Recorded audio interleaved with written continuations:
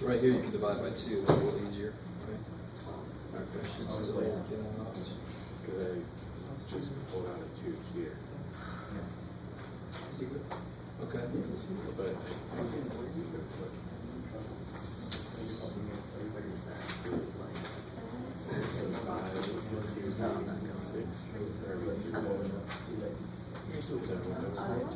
So yeah, you times 30. And that they'll take out. what is it? 65.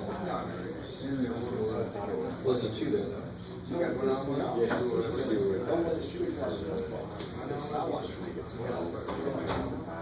Okay, cool. Yeah. That'll work out. It's just a little easier if you take that. If you kill it before you square, yeah. Everybody in class knows what small spot is. That's cool though.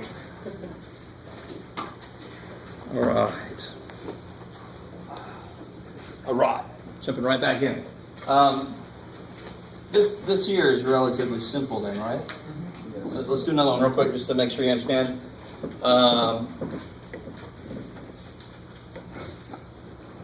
So if my X stuff in my problem starts off all together, it should be easier.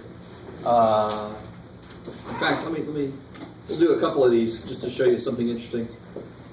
So if I even had, let's make it a little bit disgusting, sure.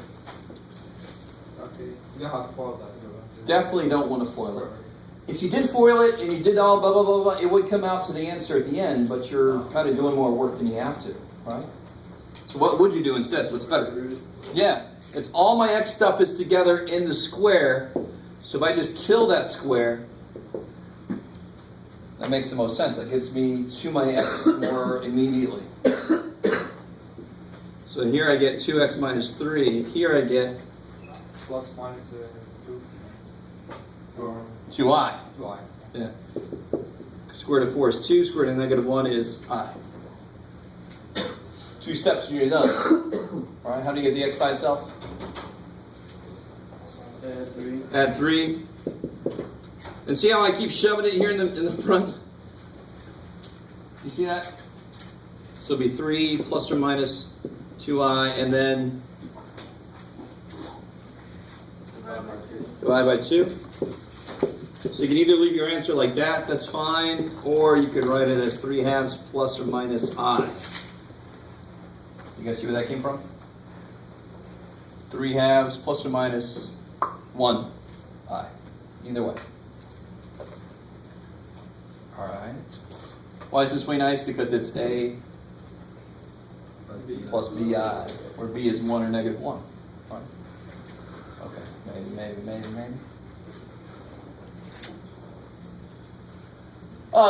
So what if, so watch this, something that we should know by now, for sure. If I had the square root of x minus 2 plus 3 equals 6, what's the first thing I would do? Minus 3 minus 2. All right. If I have the absolute value of x minus 2 plus 3 equals 6, what's the first thing I would do? That's crazy. If I had x minus 2 squared plus 3 equals 6, what's the first thing I got to have?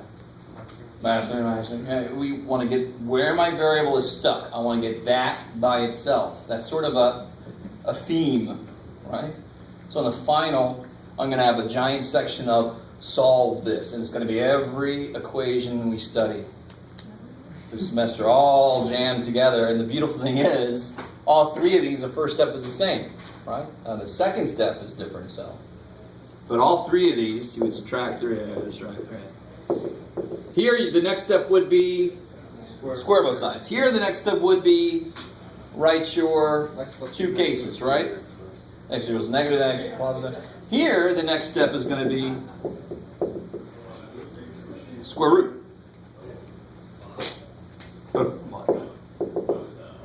And then add 2, so you eventually get there. Cool. Wait, what answer is that to?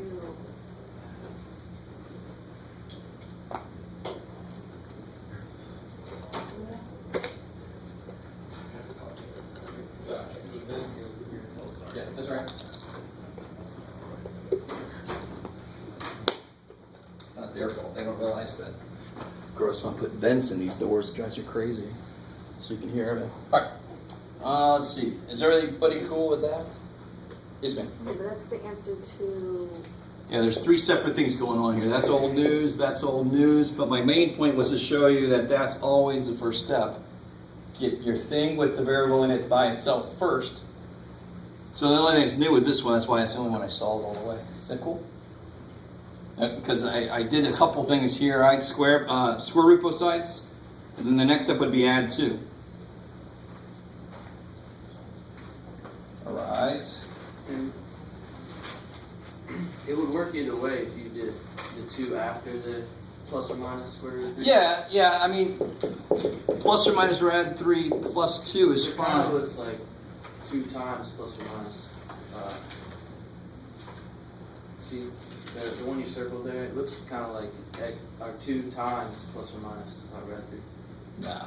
We should be decent with that. You know, again, you guys have used this before, right? So we know that that's both a plus and a minus in the middle, and we normally don't like it left out by itself.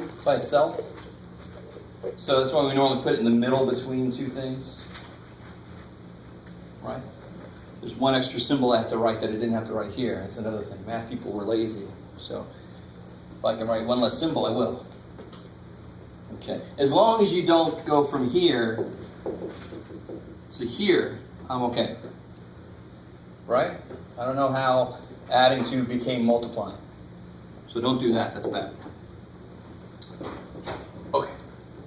So what I'm working towards now is these problems should be easy. This is easy because all my x stuff is already consolidated. Cool? So now watch this. Let's watch this little progression. So this equation would be easy to solve, right? Right? So we're not even going to solve it. Which means, isn't that what that is? If I did it this way, if I FOIL that out, and then I can kill it for you, I get the answers that way also. You kind of with me? But do you see, why can I go this way? Why, if I gave you this problem, why could I go here? Because this factors like something times itself. You guys still with me here? Because how do you factor this? Obviously, you factor it like this, right? I'm trying to make a big point here. So if there was any other number there, would it work that way? No, it's got to be a 4 there, right? In order for it to be factored like something squared, something times itself. So if I saw x squared minus 4x equals 1, and if I subtract 1, can you factor that? Shit. So if only I could make this side become something squared equals who cares, I could square root both sides. So you with me? I'm trying to show you the motivation behind this process we use. What number would I put here? We're not there yet. We would put a 4 there just because we know by observation by this one example that a 4 will make this factor like this, right? So if I did put a plus 4 here, what would I have to do? Also, On the other side. I better put a plus 4 over there, right? And then this becomes x minus 2 squared, and that becomes 5, and then it can solve that, right? That becomes really easy to solve. So my point I'm trying to make is if your problem does not look like this first, it's separate, there is a way, we should be able to figure out what number has to go there to make it become this. So for example, let me see if I can just put this down. I just want to see what you guys come up with. Some of you know what I'm talking about. Some of you are like, as always, I have no idea which number to. So what if I had this? What if I had minus 6x instead? Is there something I could put there? Is there a number I could put there so that this would factor like that? Plus 6. No. 9. Why 9? 3 and 3. I love it.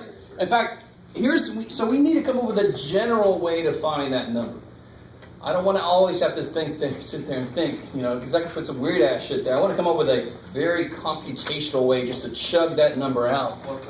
And I love you guys got, this is 9, because that would have to be 3 and 3 to make 6, and 3 times 3 is 9. So what you really did, the first thing you did was you took this and you cut it in half. You took half of -6 and you got -3. And then where'd the 9 come from? You took negative 3 times negative 3, you squared it. This process right here is called completing the square. Why do we call it that weird-ass name? Because if I do it, I can make that look like a something squared. I am completing the square. I'm giving it what it needs to become something squared. Yes, sir? 13.2. Or are we still in 13? Yeah, we're in 13. I think I just snuck into 13. No, we're still in 13.1. Yeah. 13.2, I think, is when your quadratic formula. Yeah.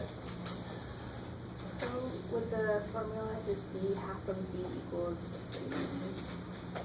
Or Half of b squared equals c. Sure. I've actually never thought of it like that. Wouldn't you just do like b over 2? And then Or b over 2. Half of b over 2. Same thing. 6 one way, half a dozen the other. Right? And of course, be careful. What's not quite right here? I was too focused on this. You have to add 9, I better add 90 to the other side. Good. So this becomes what? 10, 30. Good. That becomes 10. X minus And look what's beautiful. That number you get on the first step is always the number that's right there.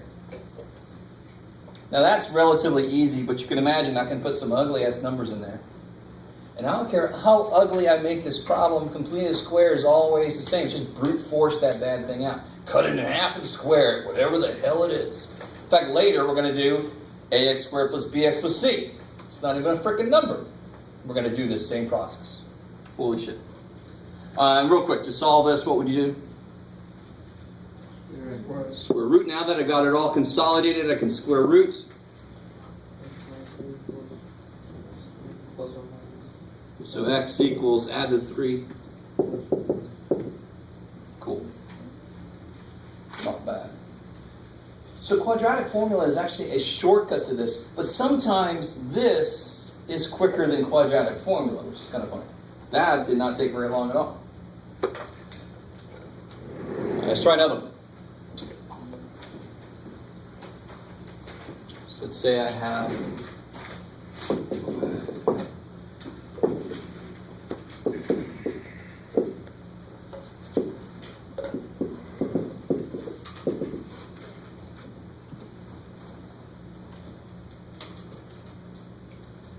so in section 13.1, you do not know quadratic formula yet. On a test, I would say solve this using completing the square. Right?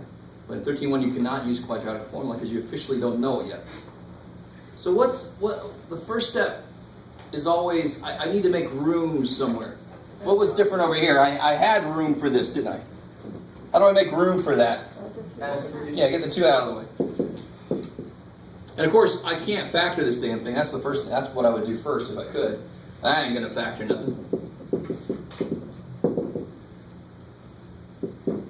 All right. Good. So the 2 steps. Half of 12 is 6. 6 squared, 36. So the first step tells you how to factor this. And the second step tells you what to put here to make this work. So if I put plus 36 there, I got to put plus 36 on the other side. I keep making a point of that because that's the biggest mistake, the easiest mistake you can make is just forget to do the other side. Poor little dude. 38. Yes, sir.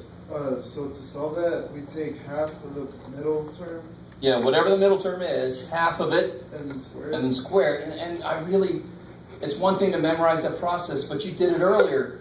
It only makes sense, right? Because if I want this to factor to be something where this number is the same, it's got to be 6 and 6. Because that would add to be 12, right? That's why the first step is cut in half, because that will tell you what it has to be. And then you square it to see what that number would be if it was like this. So that 6 has to be there to make the 12. That 36 has to be there so that that 6 is there. Okay, maybe.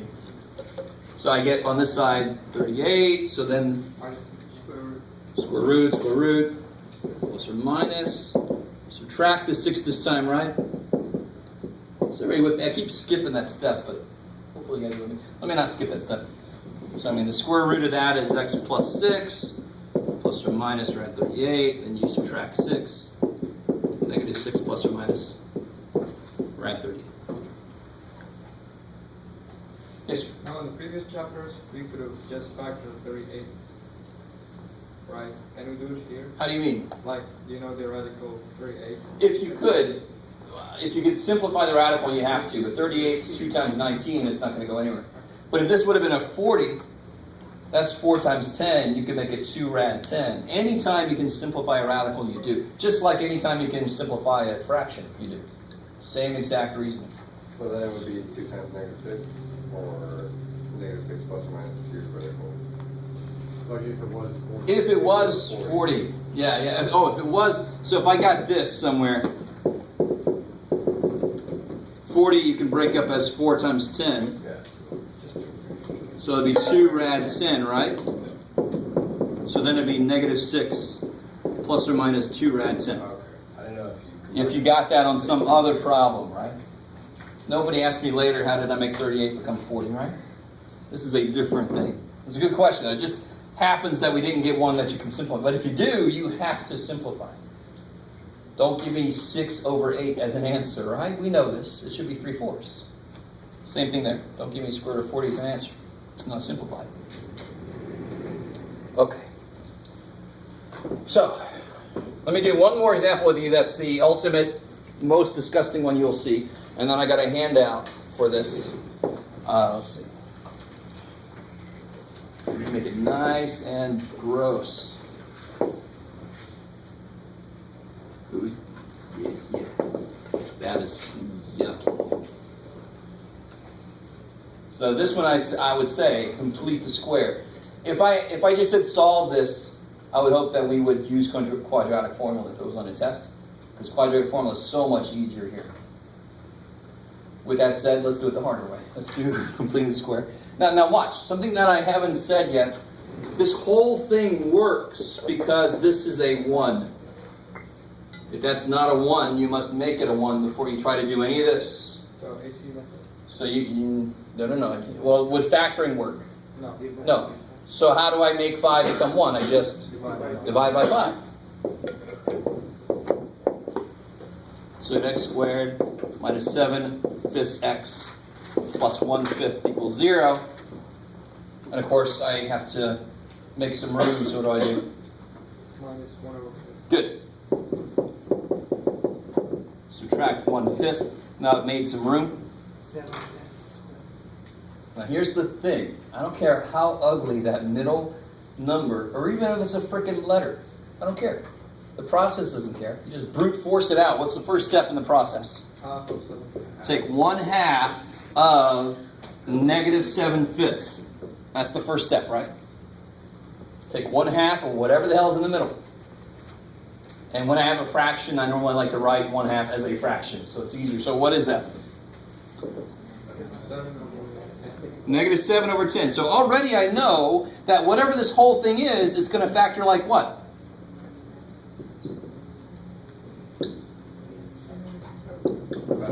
I know that. I didn't have to do any work. I don't even know what the number is there yet, but I know it's going to factor like that. Second step tells me what to put there to make this true. So what do I do for the second step? I take whatever the hell I just got and I square it. What is negative 7 over 10 squared? 49 over 100. Do you like any of these numbers? I don't blame you. I don't like them either. Was it difficult working with them so far? No. Now comes the little more difficult part. You actually have to work with them a little bit. If I put it there, I better put it over there.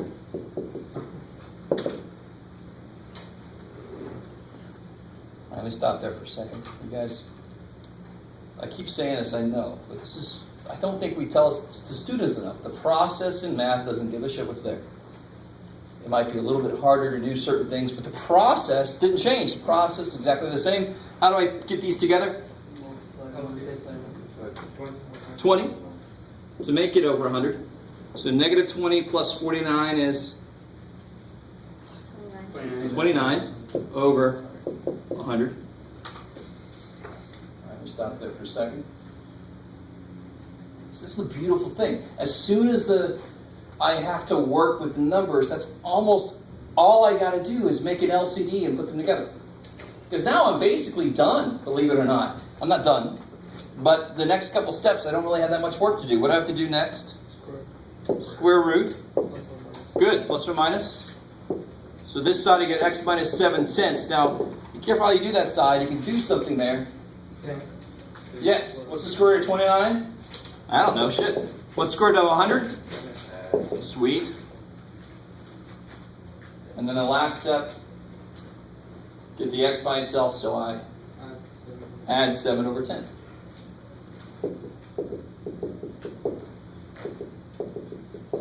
I get 7/10, give or take, rad 29/10. Wow.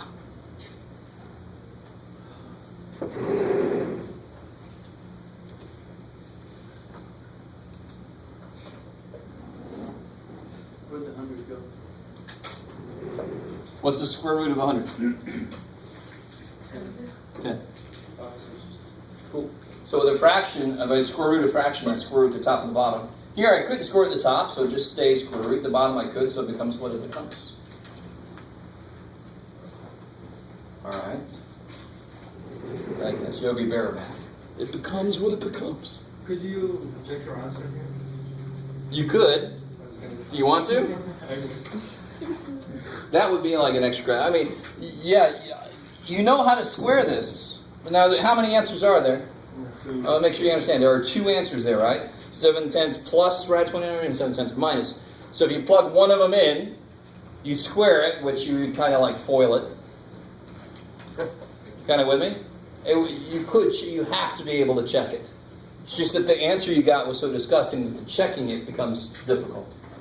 Yeah. Okay. All right. I think I've talked enough. Let me give you this. There's only a couple problems at the bottom of this I want you to try. But this explains the process better.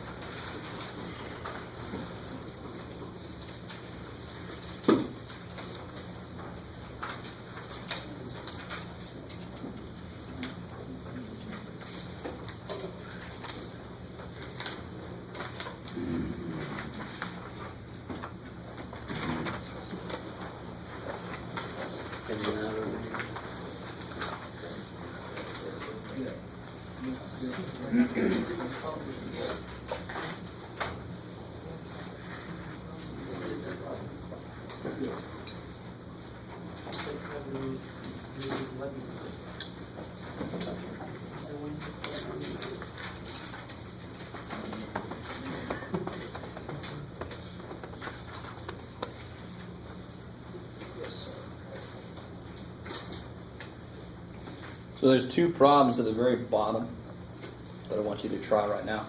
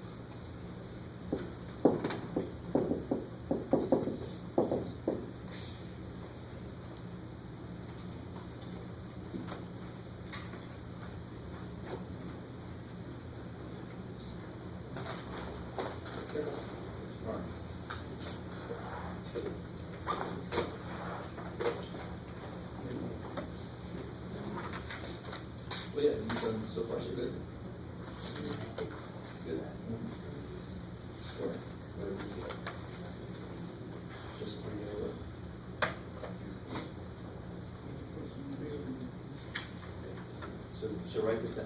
1 over 2 times 3 over 1. So it's half of 3, right? So what's that? 3 over 2. Yeah, and square that. That's the second step. I'll tell you what you have to add. Yep.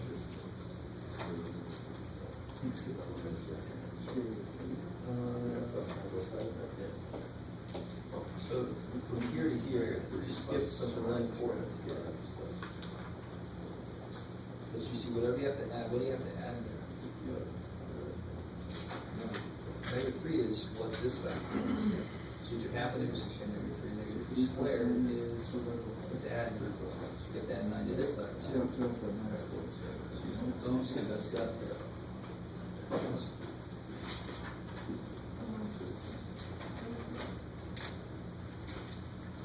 Good. So from that to yes. Good? Good. All right. Yeah, good. Now you got, just like you did, you took half of the middle, so you took half of the middle.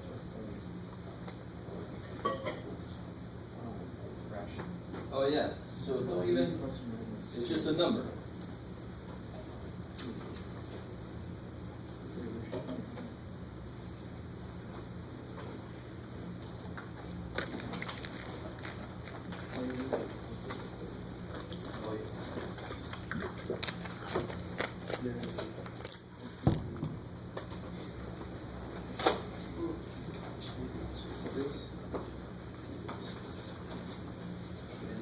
Later.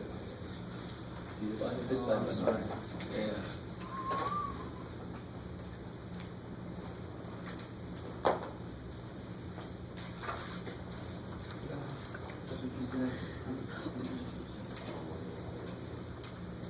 Well, half of 3.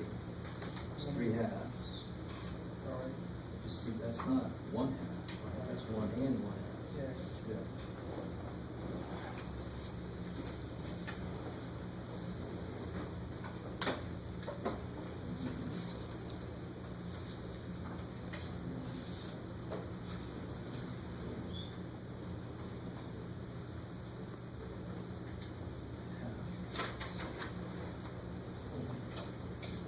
Yeah, good. All right.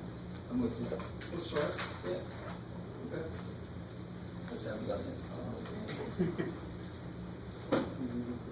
Yeah, good. Thanks for that. All right. All right, let's see. Let's see. But again, you know, first thing I would always check is if I can factor this. No, 11 and 1 can't become 6. So first thing I do is add 11, get that out of the way. Some of these you probably don't even have to do the steps. You should know what the 6 and 9 goes here, right? You don't even have to do, but the 2 steps would be -6 over 2 is -3. -3 squared is 9. So then it factors as x minus 3 squared equals 20. Then you square root, plus or minus. Those kill each other, x minus 3 equals, what can you do with this? 2. So it'll be 4 times 5, square root of 4 is 2. Square root of 5, I don't know. Now right there though, real quick, sure, you'll just erase it. For some reason when people simplify this, they go, okay, that's 4 times 5, square root of 4 is 2. Now what happened there? They changed that. What happened? The two was with this, it jumped. It jumped over there, right? I can't do that. Shit, I don't care how much it works out. It's the biggest, beefiest 2 around, but it can't, no, screw you, you gotta stay there, too bad for you. So, those little things. Gotta be careful, it's multiplication, it can't suddenly become addition. This is all multiplying. Alright, so, and then the last step,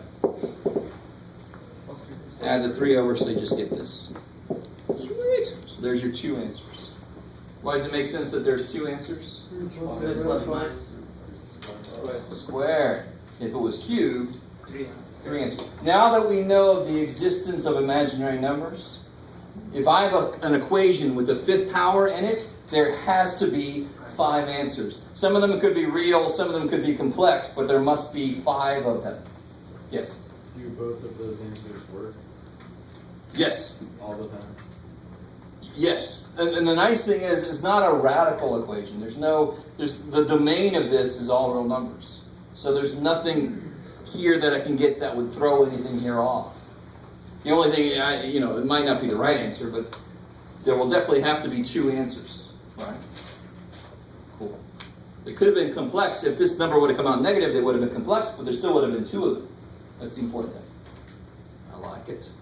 Now, real quick, just in case somebody out there doesn't believe me, because, for example, I could have an equation like this. How many answers are there? Can you guys see the answer? There's like 1 answer here, right? Come on, you can do it. What's the answer? 2. But how many times does 2 show up?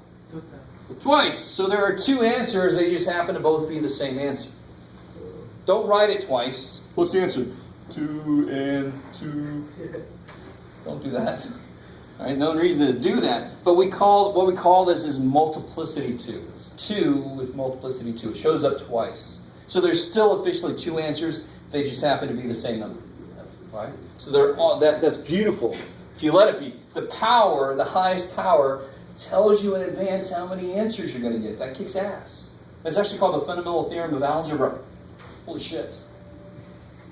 Okay. Another good reason that complex numbers exist. Because otherwise that rule doesn't work. All right, how do I do number 2?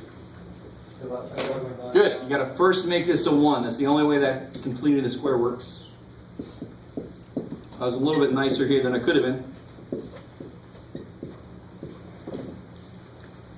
So, let's see. Yeah. Okay, now let's do 2 steps. Yeah, 1/2 of 3 is 3 halves.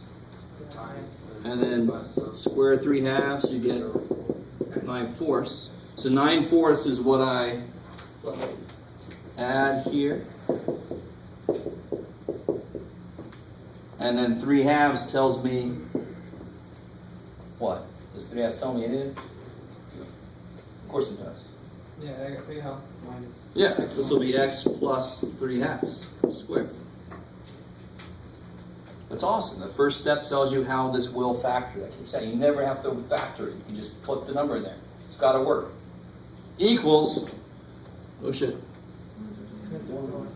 Multiply this by 4, 9, 20, and 81, 101 over 36. Kick ass. All right, that's the hardest part. Was that?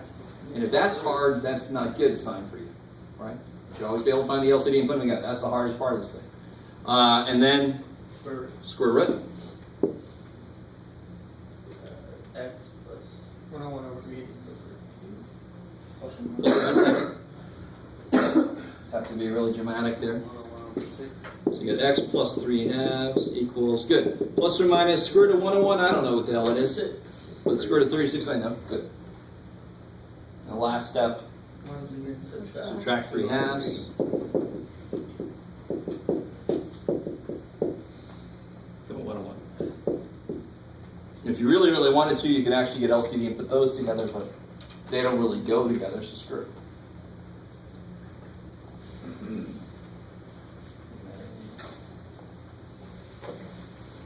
Okay. So sometimes completing the square is actually the easier way to go.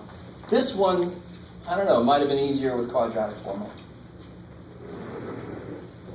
So let's make this quadratic formula so we can start using the damn thing. Let's create it. Oh, and if I lost some of you guys, like interest-wise with this, you're definitely going to go, you're just going to go somewhere in your head in a second. I'm going to show you the steps. You don't have to write any of this down. I think they do it in the book somewhere. Yeah, yes, okay. But I want to show you the steps involved, right? I never want you to use something that you don't know where it came from. And again, just to remind you, here's what we're going to do. We're going to solve this equation. So, good. I need there to be a 1 in front for this to work. So I've got to divide by whatever's there. A's there. So you get x squared, push that side too. X squared plus b over ax plus c over a equals 0. I do all the same steps, so what do I do next? Good, get that c over a out of the way, so I got room, right?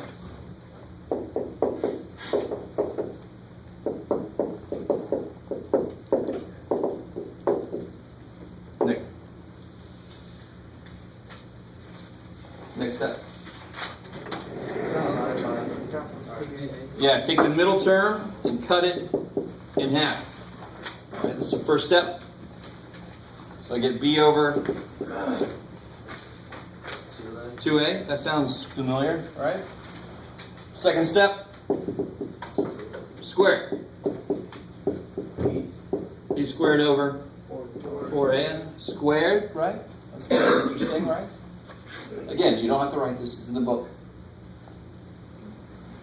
Let's see, where am I at?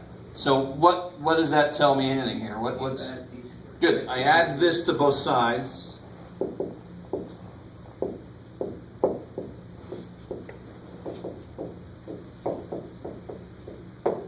So that's what I add to both sides. This side, would you want me to do that and say factor this? Hell no. But I know how to factor it. It becomes X plus B over 2A. kicks ass, right? I don't have to do any work. I constructed it so it was easy to factor. And what do I get on that side? What do I have to do over here? Get my denominator. Good. Like denominator, so what's this guy need? 4A. Good. 4a, 4a. So over here I get b squared minus 4ac, bless you, Thank you. over 4a squared. Okay, interesting. Interesting. Now, real quick, this is what some of you guys imagine life is like as a mathematician, is we just sit around all day doing shit like this. I know that's what you imagine. And you could not be more farther from the truth. Right? It's great. We do a little bit of this. Hell yeah. And then square root, plus or minus. So over here I get x plus b over 2a equals, what's the square root of b squared minus, I don't know, shit. Well, what's the square root of 4a squared? 2A. 2a. Can't you pull out a b at the top? No, you can't. Because it's not a piece of each. If you took a b out, you're saying that it comes out of both of these. Yeah. And just in case anybody's worried about the fact that the square root of a squared is the absolute value of a and shit like that, it's kind of covered with this. All right? It covers both possibilities. So you don't have to worry about that. And the last step, really, since they have the same denominator already, I could just put negative b on top with this. And this is our good old quadratic formula. That's where it came from. Now, the one I was talking about earlier, Cardano with the cube formula, that would take a few more boards around the room to figure that formula out. So we're not going to do that because I don't have boards around the room.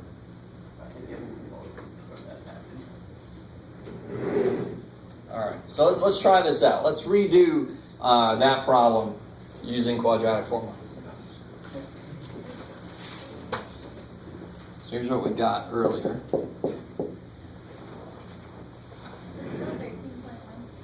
This is 13.2 now.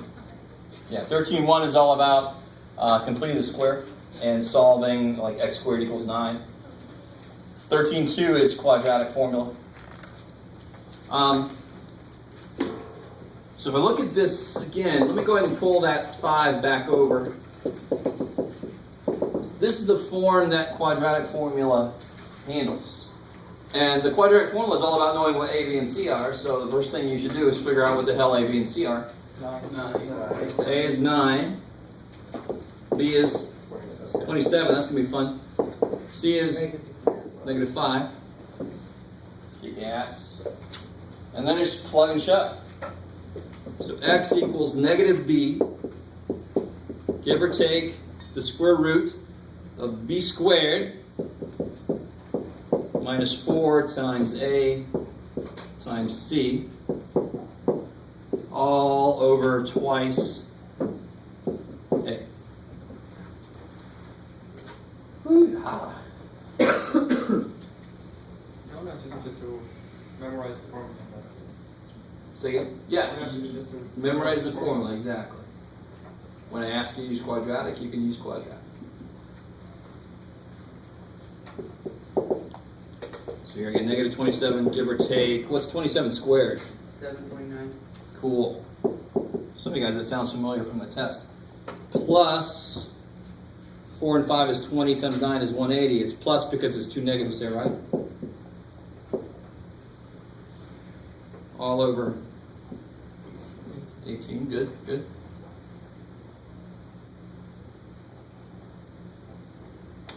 So then I get negative 27, give or take, square root of 909. Yeah. And what definitely comes out of 909 that's square rootable? That's crazy. Square root of 9 is 3. All right, let me stop here for a second. You guys see that? Is that cool?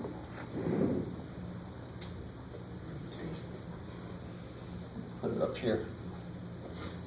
I don't want to erase where we got. So that's the answer we got earlier using completing square. So putting this up here real quick again, negative 27 plus or minus 3 square root of 101 over 18. Now here's where people screw up. They do 3 and the 18 is 6. What would be wrong if I did that? Why is that wrong? 3 does go in 18 6 They're times. not like terms. You don't need them to like terms. Or like, Because it's 3 by 101. Whatever. Yeah, that's one. 3 times. What's being divided by 18? 101. Both of those terms, right? So I can't just kill part of 18 with just this one dude. How'd this guy escape? Can't. So you got to actually, if you want to cancel something, it's got to be able to cancel out of all of them, all the coefficients, right? And it does. 3 goes in all 3 of those. 3 goes into that. 9. 3 just goes away there. And over here I get 6. And if I put it in the same form, 9 over 6 reduces to 3 over 2. Plus or minus, right? 1 and 1 over, they are the same. Of course they are, right? I use completed square here. And I use completed square here too, because quadratic is completed a square. It's just completing the square before you know the numbers.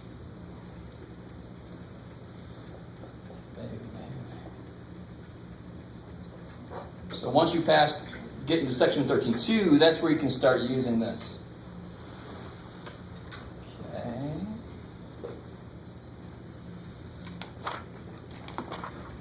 Now, last couple things I want to talk about.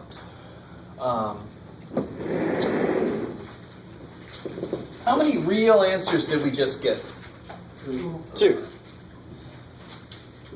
And looking at this original guy, what would this look like if I graphed it? Does anybody know if it would be going up or down? Up, because this first number is positive, sort of related to like a slope somewhat. So that's positive. So since I got 2 real answers to when this thing is 0, I know that it must go, in fact, I don't know what the hell those are, I'm just going to do like that. There must be 2 x-intercepts, right? So what would it mean if the thing inside came out to be negative, meaning what kind of answers would I get then? Imaginary. Are there any imaginary numbers on this xy plane? It's a weird question, but of course not. Everything on there is real, right? That's what it's built on. So what would the visual be if I got an answer like 7 plus or minus 2i rad 7 over 9, whatever? What would that visual be, possibly? How many intercepts must it have? How many real intercepts must there be? 6. No. What answers did I get? Imaginary, right? So in this picture, the plus 1 is one of them, and the minus 1 is the other one, right? That's the 2 real intercepts. So I could have a parabola that opens up, but that starts above the x frickin' axis. So if it starts here and it opens up, how many x-intercepts does it have?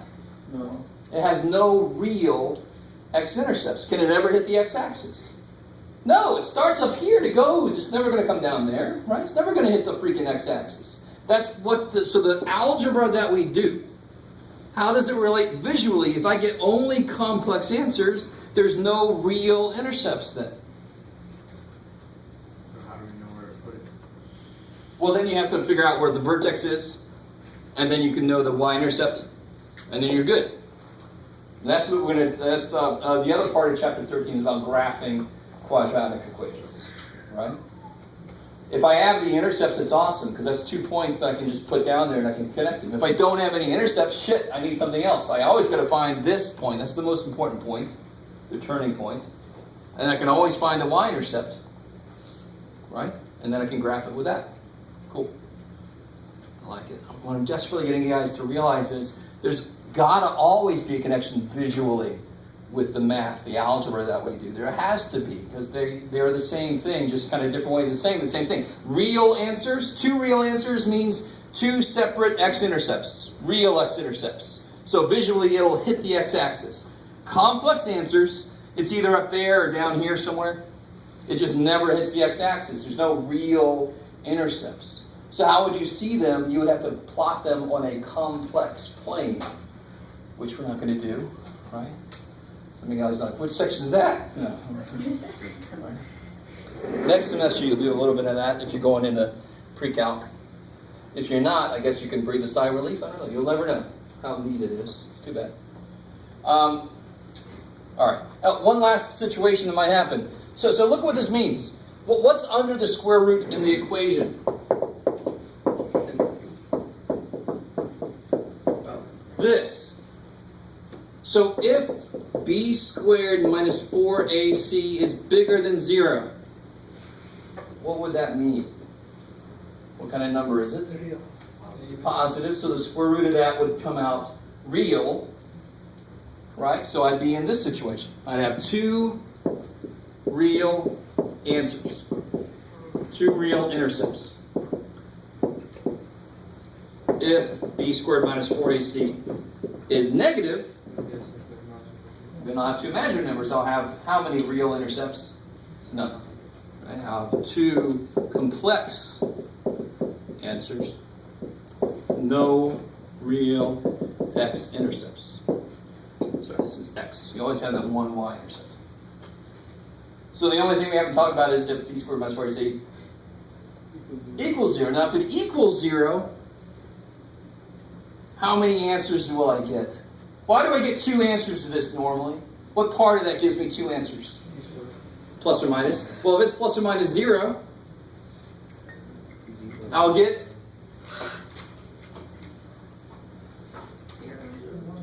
one answer, right? You guys understand? Why do I get 2 answers? Because negative 3 plus or minus 2, that's 2. Well, what's negative 3 plus or minus 0? Negative frickin' 3. I don't care if you add 0, subtract 0, it's one thing. You guys understand? You guys with me here? So the reason I get 2 answers normally from this equation is because of this. Plus or minus something. Well, what if this is 0? Then the only answer I'll get is negative b over 2a. Right, so it seemingly is one answer, but of course we know what that means. So if b squared minus 4ac equals 0, we get 1 real answer. It's just repeated twice, like earlier. Visually, that would look like this. It doesn't go through the x-axis 2 times. It doesn't not go through the x-axis, just use a double negative. It hits the x-axis once. See, so the vertex is right on the x-axis. This is the one real answer. Good, good, good, maybe, maybe, maybe. I love it. So you guys are like, how can a human be this excited about math? What the hell does it get out of this? It's a drug. All right.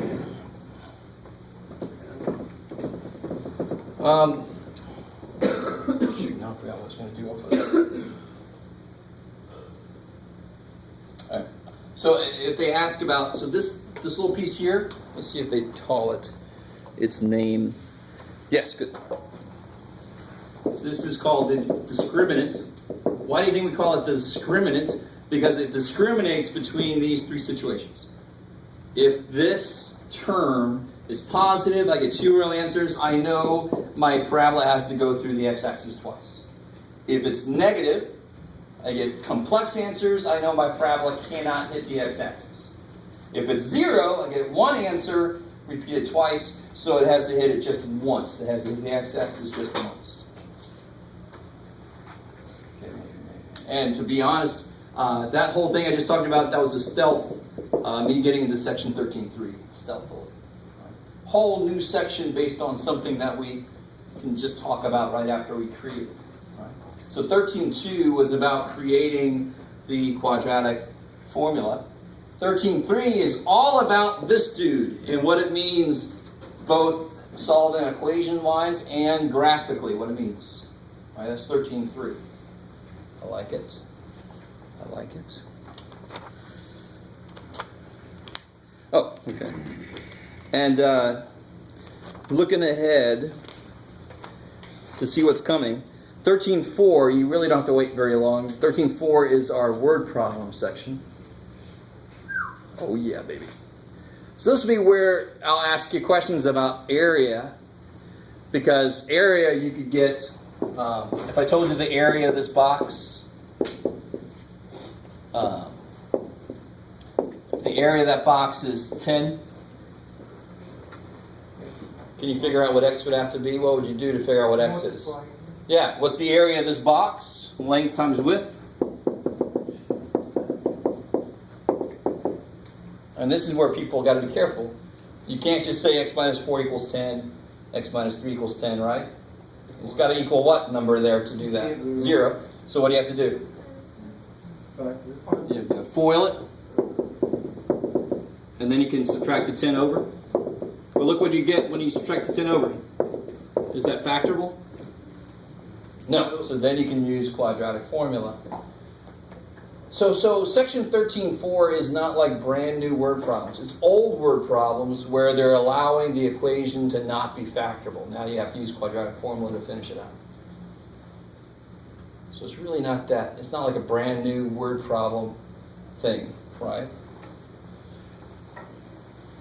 Okay. And then the rest of 13 is going to be concerned with learning how to graph quadratic stuff, finding the vertex, and then going from there. All right. Okay. Well, that's good. We did a lot of shit today, and we're really early, and I don't mind at all. I'm sure you guys don't mind either, except the lot of shit part. All right. Sorry about that. It's too bad. It just happens in the summer. It's before 12, and we did more than I wanted to do. Hopefully you understood most of it. Yes? Oh, I got one more handout too. So b is already a negative number, and the quadratic formula is positive, right? Negative b plus or minus, so that happens if we use 7. Yeah, but then it would be negative.